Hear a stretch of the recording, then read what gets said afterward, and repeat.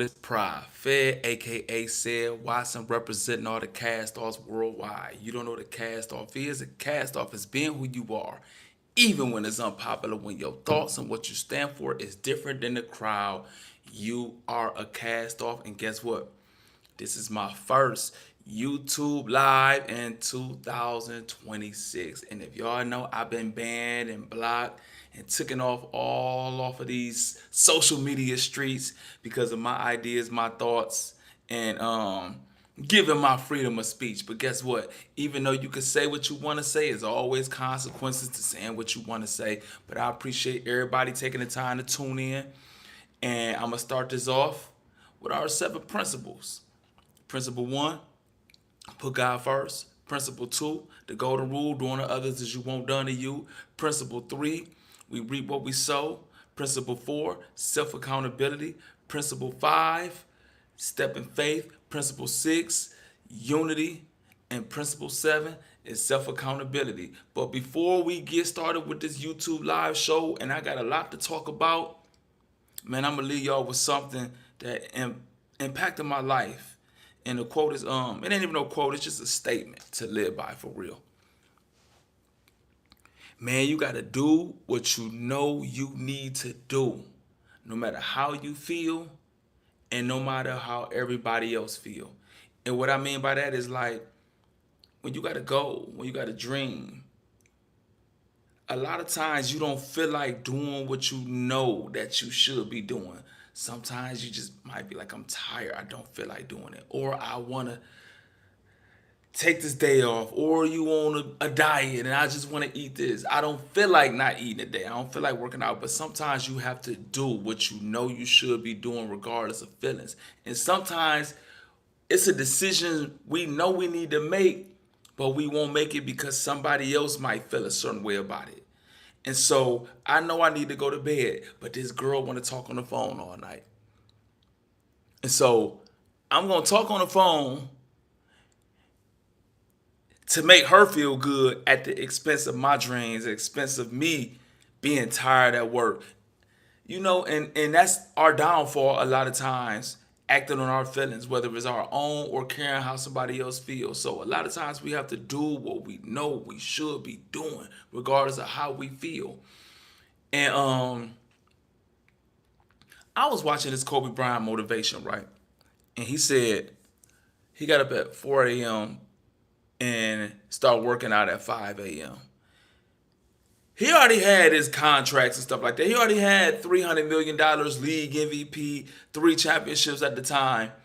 But regardless of how he feel, like I made it, regardless I'm tired, I'm coming off of a shoulder injury, man, he did what he know he had to do in order for him to see his greatness. And a lot of times we act on our feelings and then we hate on somebody who where we want to be. Whether it's like fitness, like look at how they build or look how they look and look at me. But man, that person had to eat right, exercise where they don't feel like doing it. And us, we want to sit behind this TV. Here go the grapes.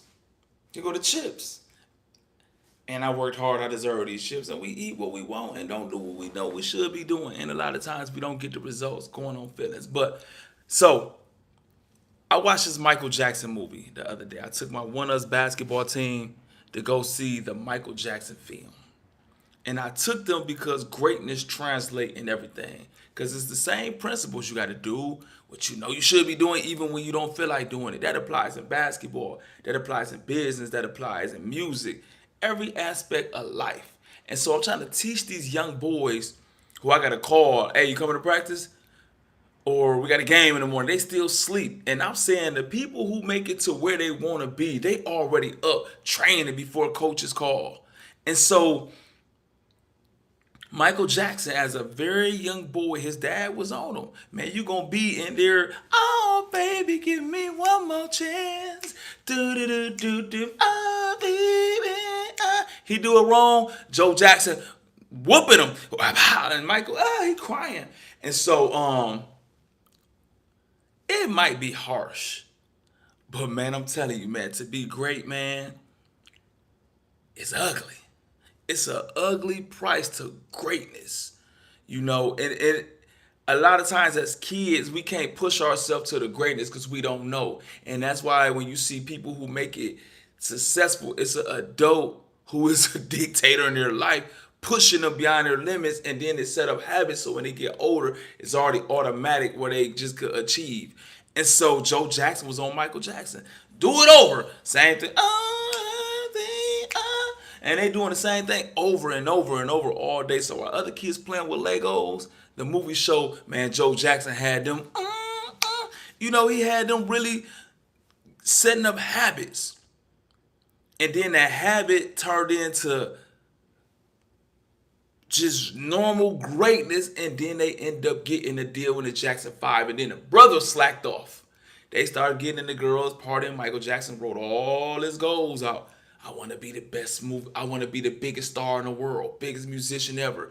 50. He wrote this down, and so now he manifested. So now he's speaking in existence. He's looking at it every day, and he practicing greatness while the other ones were satisfied with their fortune. And so that's what I'm teaching the basketball team. Listen, you have to write this down. When you hit this goal, you got to go higher and higher. Most people, 99.9% in the world, when we hit a goal, we good. And now I'm about to take a day off, and one day become two, and two become three, and we don't see our goals. And then, matter of fact, if we not going forward, we slide backwards. Ain't no standing still. Ain't no midway, ain't no standing still. You either going up or you going down. It's like if we sail in a boat and we just put on autopilot and drift, man, we ain't gonna go where we want to go. That boat gonna take us somewhere that we don't want to go. And so I appreciate that a lot. Drew, I appreciate that a lot. Thank you. But that's what it is. And so when they hit their Jackson 5 success, Michael had bigger goals, and his brothers was like, all right, we here. Mama, we made it. And Michael Jackson went up, and they went back. It wasn't no staying the same. You either go up or you go down. And that's like life. And so you a basketball player, I'm telling you, okay, you make varsity. Okay, you here. You could be cool here and become a six man or a starter or at the end of the bench, or now you can outwork everybody. Used to shoot 250 shots a day, warming up, practicing. Now you got to shoot 500. Now your goal is to be all city. You get all city. Now my goal is to be all state. Now it's the McDonald's All-American. Now it's to be the #1 recruit. Now it's to be all college. Now it's time to get drafted. Now I don't want to be a starter. Now it's time to start, and now it's time to be a star. Now you got to keep going up. That's the price of greatness, but we don't want to do that. And so then we sit and hate and blame everybody else. Anytime a black man make it, who put that work in from the bottom, guess what everybody do? Illuminati, he sold his butthole. He sold his soul to Diddy. And we the only ones get that. And then when you see, another take I got out of this, right? Now, I'm already banned on the Instagram streets, the Facebook streets. I've been blocked on YouTube, and it's probably going to get me blocked again. It seems the world hate masculine, strong, black men who push the limits and get their young black babies to see their dreams come true. Joe Jackson, public enemy #1. And what did he do? He created 8 millionaire black babies. He created the greatest musician of all time. What did LaMelo Ball do? He created 2 NBA Max players, 3 who got a chance at pro. 1 created a hit record. So he created 3 stars to see their dreams come true. What did Serena Williams' dad do? Created 2 young black millionaire girls who set the tennis world on fire, arguably the greatest tennis players ever. And they all get slandered in the world.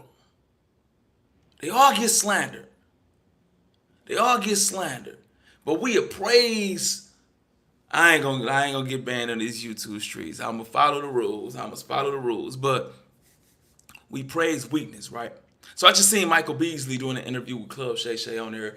He was crying on the interview and talking about his mom and cousin passed the same way, and Nobody knew. He didn't communicate with nobody. So he wore the wrong shorts into the NBA game. And LeBron James laughed and Magic Johnson laughed because he had the wrong shorts. Not because his mom died or his cousin died. They just seen the guy in the NBA making millions came in the game with the wrong shorts. It's funny. Like, man, you got the wrong shorts on. He said he hated them because of that and had a meltdown. But we like not saying nothing wrong because mental health is real. And and we never know what somebody going through. But those are the guys we praise. And then when they paint their nails and do all this stuff and just poor me, crying on interviews, oh, I feel sorry for me. Those are the black men get praised. Dwayne Wade get praised for painting his fingernails and calling his son a girl. But we have bashed Michael Jackson dad who pushed his sons to see their greatness. We have bashed LaMelo Ball and them dad. But we have praised Dwayne Wade for letting his son call himself a girl. Y'all get it? We praise the feminine men, but we tear down the strong men who push their sons or daughters to greatness. Beyonce dad get destroyed. He made his daughter a star. It's a million people who could sing like Michael Jackson, dance like Mike. We see it on YouTube. And he working at UPS. Nothing wrong working at UPS. But if your dream to be here and you don't get there, like, it's agony. I done had so many dreams that don't come true and couldn't sleep at night. But when you have a strong man pushing you to do greatness, that's what it takes. Because a kid, you don't know how to push yourself to that greatness. It takes somebody else. And so it's a million people moonwalking with brooms. Bro, I seen a video dude looked just like Michael Jackson doing construction. Michael Jackson probably would have been in Gary, Indiana, on the Jeep assembly line or the construction line, moonwalking and singing like that if he didn't have his dad to push him. Beyonce probably would have been the only, I ain't gonna put that on her, but just a girl on Instagram never discovered if her dad wasn't put. It's talented people every day who didn't have the right man pushing them in life. And we tear them men down and we appraise Dwayne Wade for calling his son a girl. And so I just think that's wrong, man. I just think that's wrong. And I always say it's a satanic attack on masculinity and family. That's another topic, Papa. Let me go on, though. Let me go on. Speaking of LeBron, with Michael Beasley saying LeBron laughed at him and hated him. But before I even get into LeBron, you see that how somebody can hate you and you don't even know. You just laughed at something like, this guy had the wrong shorts on. Man, and this man secretly hates you, bro. And you don't even know. And that's why I always say, do not laugh with everybody. Do not congregate with everybody. Do not give everybody your opinion. Do not give everybody your ideas.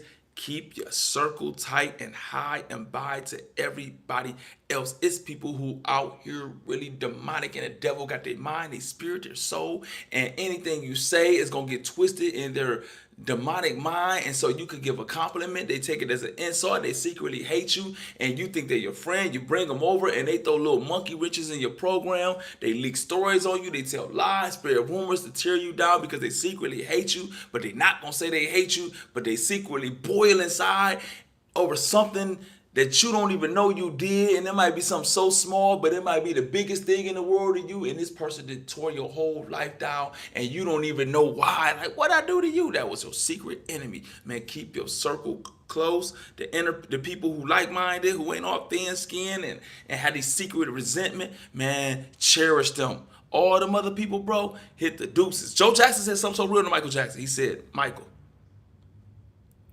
you're going to run away from your family, the ones who truly understand you and who love you unconditionally.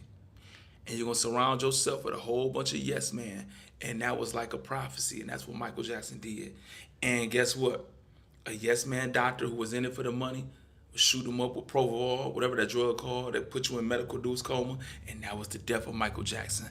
I got induced with that before because I had surgeries when I got stabbed. And so they give you this drug called Propofol. I know I'm saying it wrong, but it make you sleep for days or days. You know what I'm saying? And so you could do surgeries on. That's what the doctor used. Man, he was taking that for recreation drugs, bro. Because he had a yes man. If his dad and his family, you think they was gonna do that for him? Absolutely not. So, man, you got to keep them yes people out your circle too. But speaking of LeBron, I was watching the Lakers, man. LeBron great. LeBron great. LeBron is great, and he better with people who know their role and accept their roles, who don't need the ball. And right now, he about to sweep KD. In my opinion, the most overrated person in NBA history is Kevin Durant. We praise him for 2 titles. Man, Kevin Durant been on loaded teams his whole career. When have he had everywhere he went, he had Hall of Famers. Early, he had James Harden and Russell Westbrook. He had Ibaka, loaded team. Then after that, he had Russell Westbrook after that. Then he go from there. Then he joined the 72-win team with Steph Curry and Klay Thompson and Draymond Green. Then he had Kyrie Irving and James Harden again. Then he joined another team with Chris Paul and Devin Booker. And then they go get Bradley Beal. And so now he go to Houston where there's no first ballot Hall of Famer. And now you're being exposed. Now you're being exposed. And so I always say, I coach basketball. What's good? What up, Chris? What up, cuzzo? The most important thing when you coaching, before you get talent, anything, you set a culture. You set a culture. This is what we stand on. This is how we play. This is our principles. And everything else fall in structure with that. And you got to have the right people who help build a culture. Kevin Durant is not a culture setter. He's not a culture setter. He's a culture killer. So everywhere where he achieved that in Golden State, the culture was already set. So it's so easy to come in when you ain't getting double teamed. They double teaming Steph. They can't leave Klay open. Draymond is the facilitator. It's easy. You just go get your buckets. It's easy to look good. I see kids in these little leagues I coach every day. They pile up these super teams and they look like they good. You take one of them off of that super team, put them on the average team, they gonna look terrible when they getting double team and triple team. They gotta make the plays, create the plays, guard the best players. It's easy to go in where you don't have to guard the best player because we got loaded defenders who could lock up everybody. I don't have to create because we got facilitators. I got shooting, so they can't double team me. So it's easy for Kevin Durant to look good in New Jersey, look good in Golden State.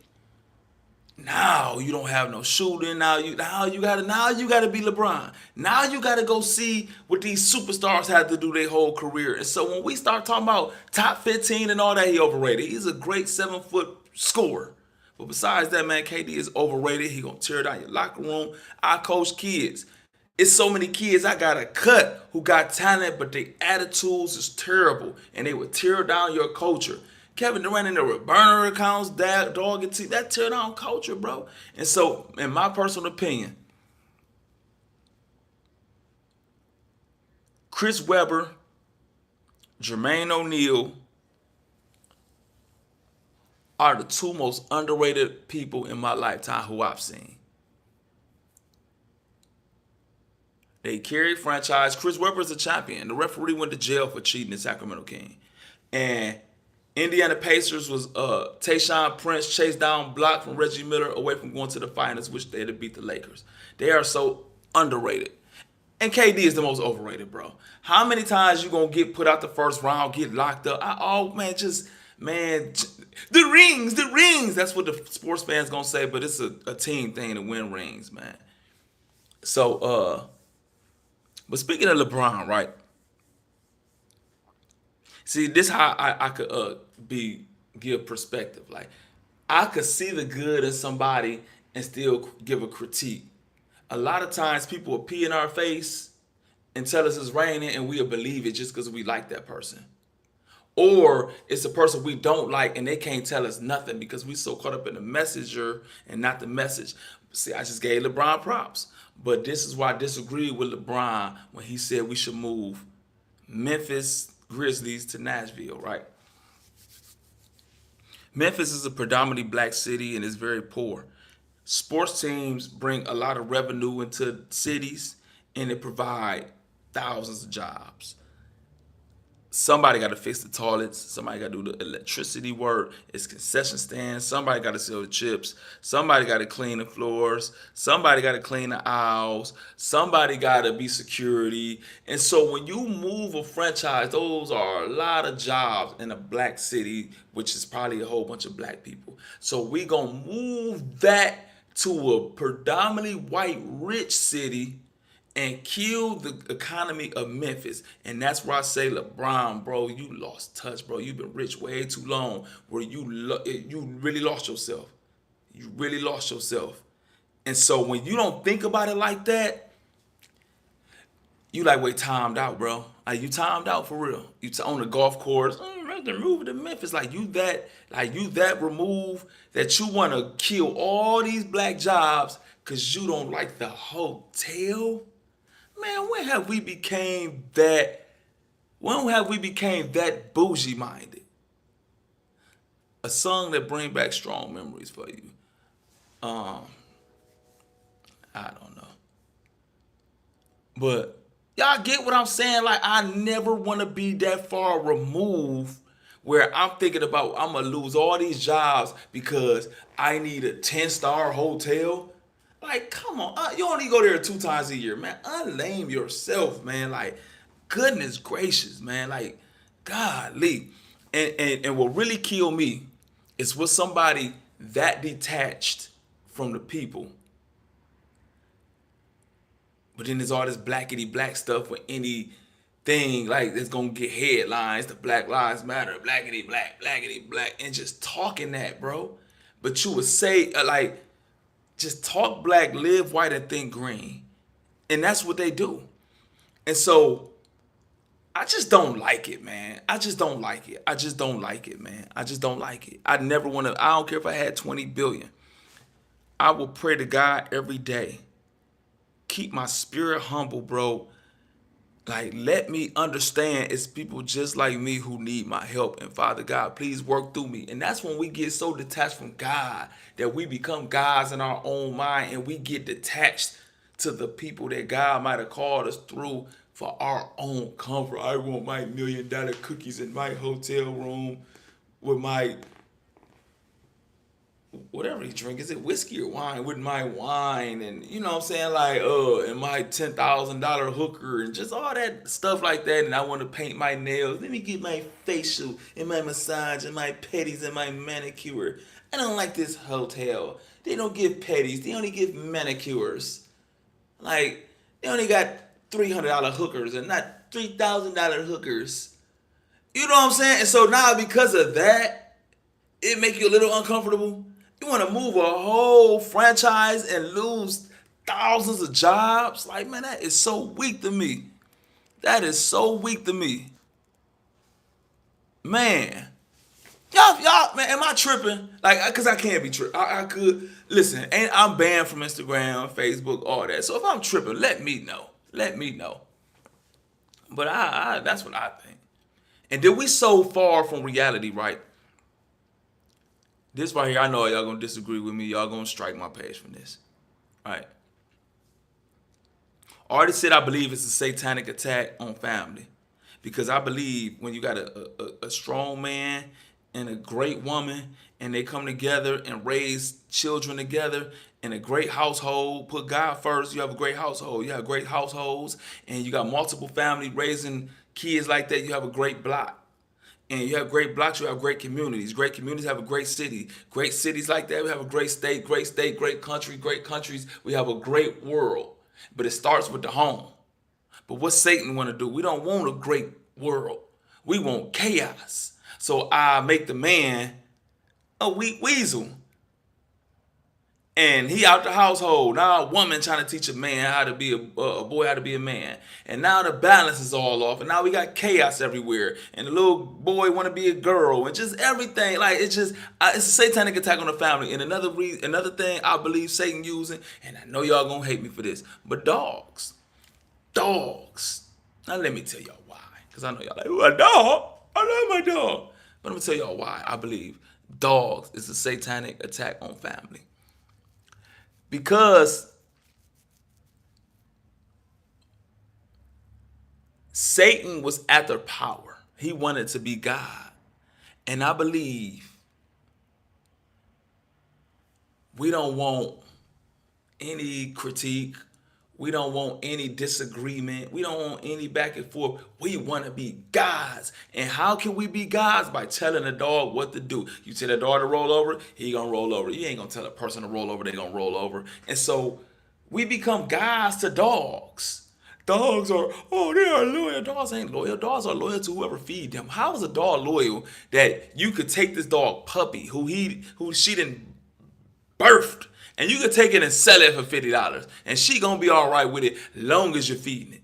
I got a friend named MU who used to take people dogs and steal their dogs, and in a couple of months he could make that dog bite you and sick that same dog on you. How are dogs loyal? How are dogs loyal? Animals are loyal to who feeding them. And so I believe it's women who don't need a man. They got their dog in there laying in there. The dog laying all between the legs. It's men who don't need women. I got my dog. It's people who don't need kids because they got a house full of cats and a house full of dogs. And we kill human interaction and replaced it with dogs. And when we, man, God's word is love your neighbor as you love yourself. That's what Jesus said. Not love your puppy as you love yourself. So we don't even love people because we place dogs over people. I watched my friend FBG Duck get gunned down on the internet and y'all cheered him on. King Von a gangster. Ooh, dirt. Ooh, he's sucking that dick. Ooh, King Von. Why this man getting shot and stood over and the video still surfacing? We watched Nipsey Hussle get gunned down on camera, kicked in the head and everything, and the video's still up. I seen a dog attack somebody and a man shoot the dog, and he was public enemy number one. And the video get took off YouTube. I watched a dog bite somebody and the man punched the dog biting him, and he became public enemy number one. So somewhere in this world, dog life is way more important than human life. And to me, that is so satanic. I coach basketball. I got little black boys. I ain't seen a daddy. I ain't seen a mama. I gotta feed these kids, pick them up, drop them off, discipline, all this stuff right here. And it ain't a daddy involved. But guess what? I found out who some of the daddy was. Man, why they on Facebook and Instagram training dogs, bro? Dog owner of the year, why somebody else raising their little black babies? Man, come on, bro. Y'all can't tell me that ain't satanic, bro. Y'all can't tell me that ain't satanic. And so I really believe dogs is to say the love of dogs has replaced the love of God's people. Spiritual beings that possess a soul, that live in the body. We don't even love that. Created an image of God. We love Rufus more than that. Go to Walmart, dogs breathing all on the lettuce. Man, I don't want this lettuce, bro. The dog all over it in the grapes. Man, come on, bro. Slip it and pee at Walmart because the dog didn't pee in the Walmart floor. I go to McDonald's. The other day, I take my basketball team. They love bad food. They love McDonald's. They got me eating that crap now. Face breaking all out, eating McDonald's. But anyway, they love them 5 for $5 Mac chickens and Mac double with the nuggets and all that, right? So we got our table, our group thing. So it's this man who happened to be white. The dog is sitting at the table with a bowl of dog food, eating.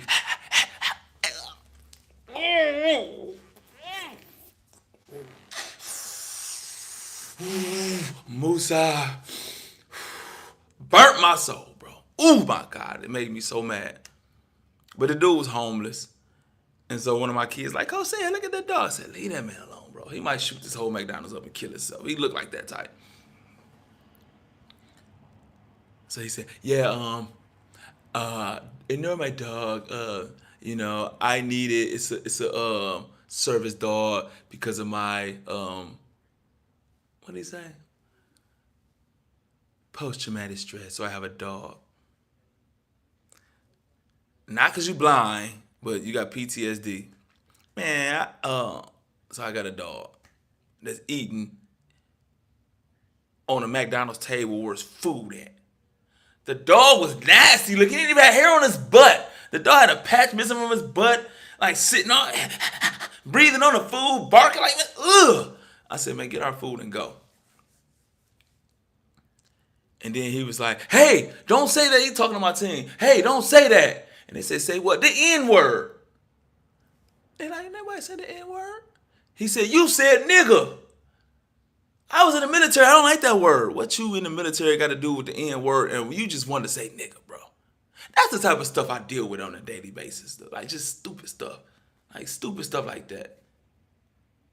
Then I live downtown. I'm back in Toledo. I I said when we in our comfort zone, I was getting out of touch with life too. No, because I was still in the protests and feeding people. But I lost.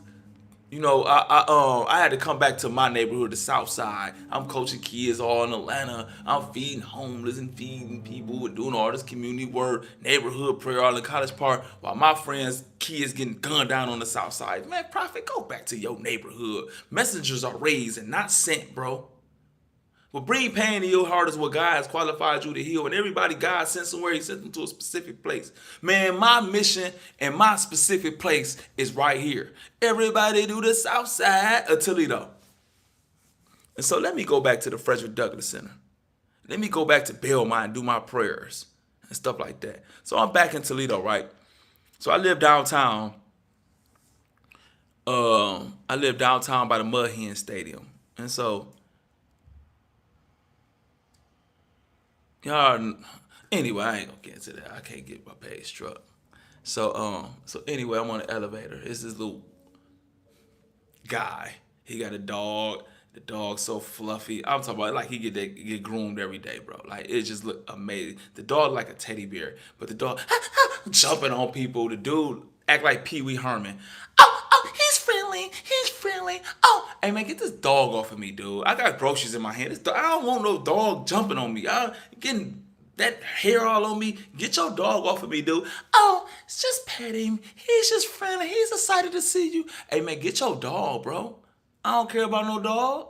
Listen, it's a baby right here. Hi, baby. I'd rather speak to the baby. It's people who will see a little kid like, hi. They'll run past the baby and pet the dog. That's where we at in this world. And then we so stupid. Like, man, get your dog off the elevator. Peeing all on the elevator, jumping all on people. I got groceries. The dog all in my grocery bag. And if I'd have hit that dog I'd have been in jail for manslaughter. Like, I've been doing manslaughter years. My face would have been on the news. Former rapper Prophet, the heart of Toledo, now basketball coach at the Frederick Douglass Center, is public enemy number 1 for assaulting a precious dog. And y'all would have hated my guts. But if y'all have seen me on camera punching a black man up, man, Prophet a G. Oh, man, free. But the dog jumping all on me. Oh, just pet him. He's friendly. Oh, he's excited, man. Get your dog off of me, dude. And it's so like, come on, man.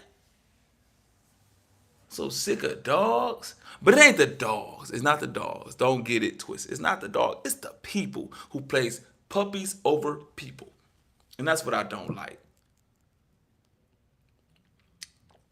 I don't like that. Don't force your dogs on me. Don't force your dogs on me. When I'm eating, I don't want to see your stinking dog. When I got groceries, I don't want to see your stinking dog. I don't want to be on the elevator with a dog pissing, bro. I don't want to walk outside and slipping dog dookie every day. Like, I just don't. I just don't. Like, if you want to like if you want to marry, like if you a dude and you like hunching on men, bro, each his own. I got my own sin. I can't throw stones at you. I'm not gonna judge you, but you can't force that on me. You can't force me to.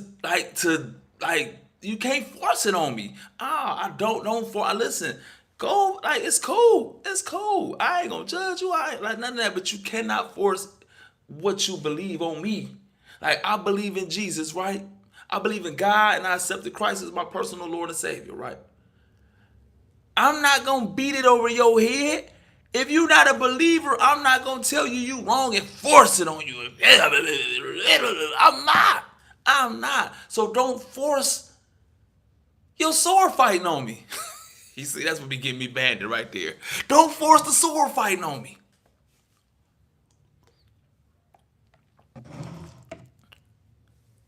Don't force the man-on-man offense on me.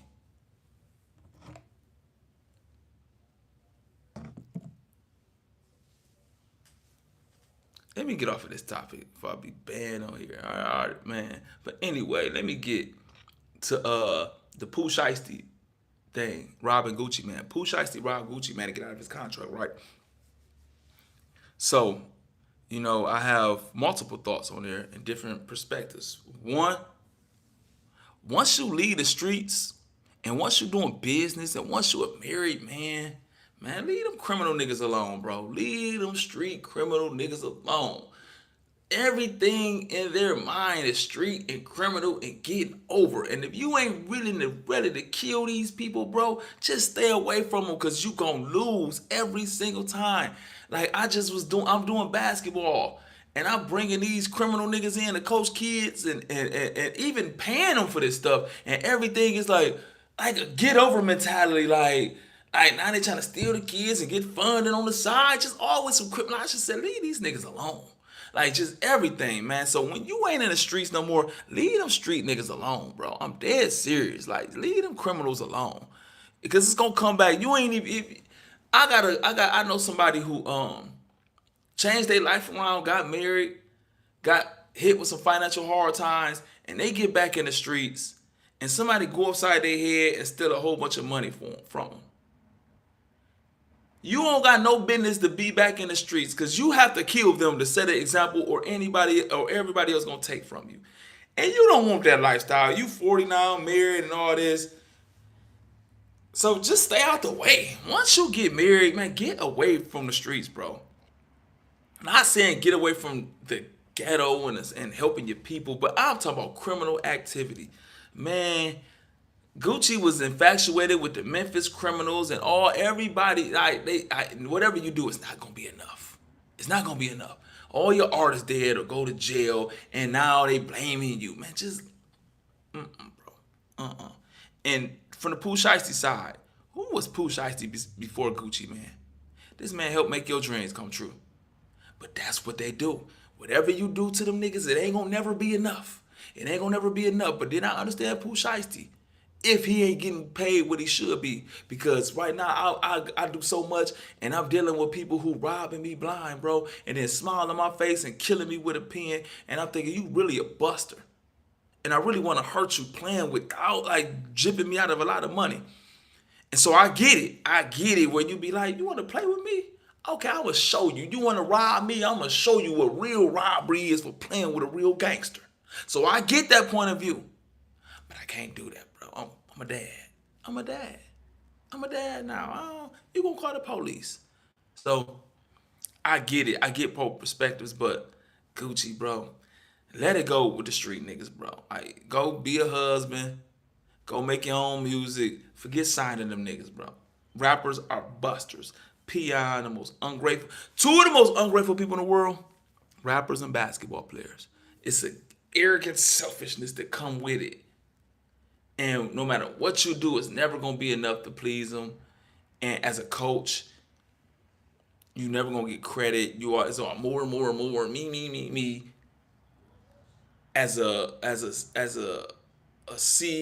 owner of a company who put up all your money to help this artist's dreams come true, you probably didn't even make your money.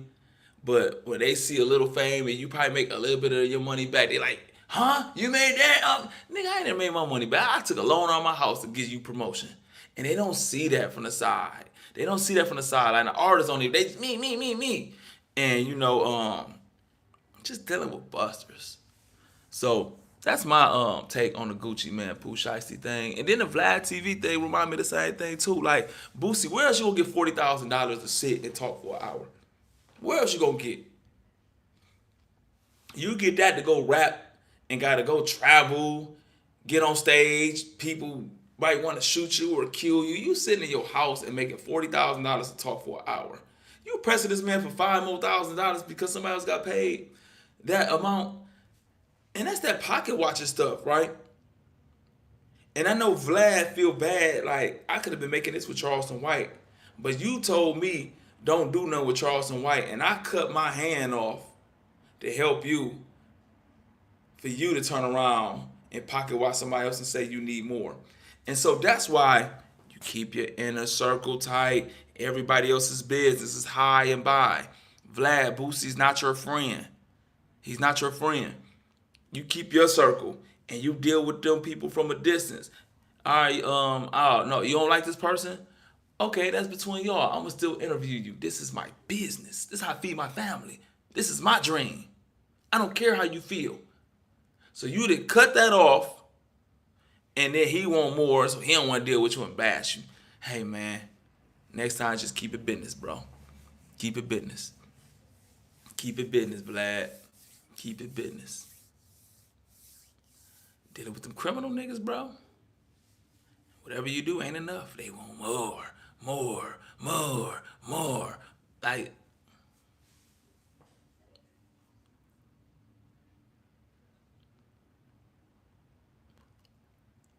my King Yella interview, speaking of interviews, I went down to Vegas and interviewed King Yella. Man, great dude, man.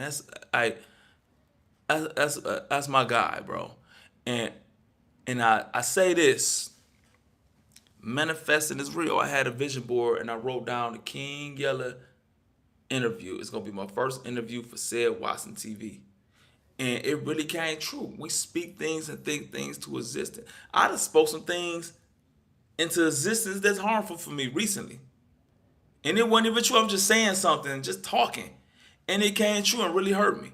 And I done said some stuff just talking, and then it came true. Some stuff that's I was just saying stuff like, yeah, this gonna happen or this happened. It ain't even happened for real. I'm just up here lying about something. And it really happened. I spoke this. And then I lied about something that didn't happen, and then it really did happen. Them words is powerful, bro. Them thoughts is powerful. And so I manifested that King Yella interview. And, you know, it changed my YouTube life for real. Got the Ced Watson TV show popping and monetized. But his enemies became my enemies, and they got me blocked. That's part of the people, the dog community, the LBGT community, and then the music industry. The GD's been blackballed forever by King Dirk and all them. I mean, I said King Dirk, by Lil Durk. He was the most powerful person in music, whether y'all believe it or not. And he kept FBG ducking them out the game. And if you did songs with them, if you did interviews with them, or if you mess with them and you ain't have enough power, they have you blackballed. And that's what they did. I did an interview with King Yella. I posted a clip. Pew! Went up. I got down there. I got hundreds of thousands followers in 2 days. The video was doing millions. Not say cheese, but No Jumper had shared it, everything, and they blocked my page. And I said, wow. They trying to stop the GD. They trying to keep the GDs out the door. For real, man. And so yeah, that was the final straw that the Instagram and Facebook community had. The LBGT community hated me, the dog community, the dog lovers hated me, but then the music industry hated me behind, like the satanic stuff with Lil Durk and them. Ooh, let me stop. I take that back. That's not satanic.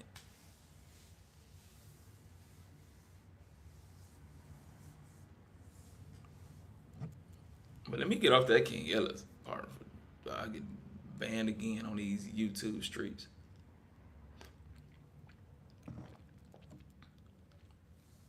I was asked, what do I think better, Country Wayne skits or Juicy skits? I don't ever think it's close, man. Drewski, man, that man observed and could imitate people so well, especially like he got them Atlanta people down pat. When he do like, man, he did his jail skit, right? It was so on point because I watched my nephew. My nephew got 35 to life, Lil Quincy, right? It looked like Quincy was having so much fun in jail. He's smoking. He playing a video game. He on the phone. One time I was in Atlanta, bro, and I had got behind financially. Atlanta is high. It's expensive now. And I was just stressing everything. And I'm looking at Quincy on Instagram story. He's smoking. He kicking it. Man, I messaged Quincy like, man, I need to come visit you. I need a vacation. Man, he got mad. I ain't heard from Quincy since. I probably heard from Quincy one time. He got mad at me, dude. But Drewski show he did a skit like that where the dude was like, I love it here. I love it. He was rapping about the pain, pain, pain. How them jail people do that, beat on their chest. I don't know why everybody come home from jail make the on their chest. Man, like, man, they in there making this, like, man, they in there making the spreads. He in there, like, how they be on live flossing with the commissary, throwing the chips up. Man, Drewski was doing all that, man. Man, it was just so real, man. It reminded me of my nephew. But Drewski, man, the pastor skit, oh, that was next level, man. That's how the pastors really be, bro. That's how a lot of the pastors be. Man, Drewski, I don't think it's close between Country Wayne and Drewski. I don't think nobody messes with Drewski as far as imitating people. I'm not talking about impersonations because I don't see him doing that. But like imitating like lifestyles of people, Drewski is the GOAT. Drewski the GOAT. I'm gonna end this because talking about coaching, right? You know, why I coach. We do this 7 days a week. I got 30 kids. It's my purpose. I got 3 teams, 3rd and 4th grade, 5th and 6th, and 7th and 8th. It's my purpose. You know, when I got stabbed like that, you know, I was a rapper. And I thought that's what I should be doing, to be the biggest rapper ever. But when I laid on my deathbed, you know, God spoke to me. Because I had this prayer saying, hey, if it's my time to go, you know, I can go leave this world in peace. You know, I never thought I'd live to be that old. I always thought I'd get killed young. And so I was ready to go. I ain't care. I ain't had no kid, nothing. I had nothing going on. My dreams weren't coming true. Hey, I'm tired of living anyway. For real, I could die. That's how I really was. That's how nonchalant I was. And God spoke to me and said, you ain't even started living your life yet. And at that moment, you know, my life go before my eye. The only thing popped in my head was Toledo riots, me throwing bricks at the police and the Nazis during the riots, right? 2005 Toledo riots. Google it if y'all think I'm lying. And so I started that. I threw the first bricks. And so that was the highlight of my life, laying on my deathbed, 2012. So now I start realizing my calling was for young black boys in the inner city, lead them to Christ. Teach them to put God first, principles of men, everything you learn in life, good and bad. Teach them your mistakes so they won't make them, and teach them your wins and stuff like that so they can have a head start in life. And that was my calling. And that's why I coach basketball. I was a good basketball player, and I know how to coach basketball better than I know how to play basketball. And I had a teacher at Libby High School by the name of Miss Beanie. Said, "You should be a teacher. You should be a teacher. You are very influential. You know how to teach. You're a born teacher." But I'm not a classroom guy. But I teach them young men every day. That's my teacher. And so that's my calling. It's a lot of pain come with your purpose. You're dealing with ungrateful parents. I pick your kid up every day, drop your kid off. Your kid can never play basketball. I'm not doing this because I want them on my basketball team. I'm just helping save lives. The kids don't say thank you when they get out the car. The kid, like, pouty attitudes. You say, like, dude, like, why is you giving me all this pouty? I'm not your dad. Your dad, I ain't seen him yet. I ain't even seen your mom, but I'm feeding you every day. I'm buying you shoes. I'm doing all, and this the thanks I get just by pouting. This the thanks I get. I don't know. Like, you drive a kid, wave out of Lexus. They just get out your car, don't say thank you or nothing. They get in the car, don't speak. It's just the ungratefulness. Then the parent, start begging. Goodness gracious, I help your kid out. I don't even ask you for no money. You feel me? Ain't a daddy in the picture. Go beg from your baby daddy. You get that, the ungratefulness, and then when you correct the kid, and you tell the parent, you think this parent on your side, y'all could be aligned, they make excuses for their kid. Then you be like, that's why the kid make excuses. I can't even help this kid now because he unaccountable because you are unaccountable for him. So it's a lose-lose battle. So I got to cut your kid because he going to poison the rest, and we teach self-accountability. And so you dealing with that. And then you dealing with the bad coaches who don't want to help train the kids to have good attitudes to be better. They'll let you do all that and just steal your best player with a good attitude and just keep stealing good players and then make this super team. And they beating up on all the teams in the leagues. And at that time, the players not getting no better because it's too easy for them. Instead of being on the regular team where they're the star and they had to struggle for every point, struggle to play defense, and they got to play hard just to win, keeping their motor up. Now they loaded on one team where they don't have to play hard, so they playing half speed. And then when they get to the next level, now they got to turn it up, and there ain't no switch there because they ain't never had to play hard because they're loaded on the same team. And it hurt the kids' development. And so I deal with that. You know, it's just a lot, man, come with coaching kids. It's more than coaching. And so, yeah, it's my purpose. You know, and I always say, you know, we put God first by walking on a God-given purpose. That's a way we put God first. And people that Hey, how do I find my purpose? What bring pain to your heart is what God has qualified you to heal. So whatever bring pain to your heart, and you got wisdom in that situation because you've been through it, and it bring pain and you hate that's happening, don't put your responsibility on somebody else. Like somebody need to do something. No, you need to do something. You learned the wisdom in that. You know exactly what to do. So you pray to God to give you the strength and the grace to go through these trials, tribulations gracefully. Understand it didn't happen to you, it happened for you. So now you learn the life lessons, you learn the wisdom, you have empathy for that. Now you go change that. That's how you walk in your God-given purpose. And thank y'all for everybody for tuning in to Ced Watson TV on this live. I appreciate it. Everybody leave a comment below. Make sure y'all subscribe and share this video. And I am out.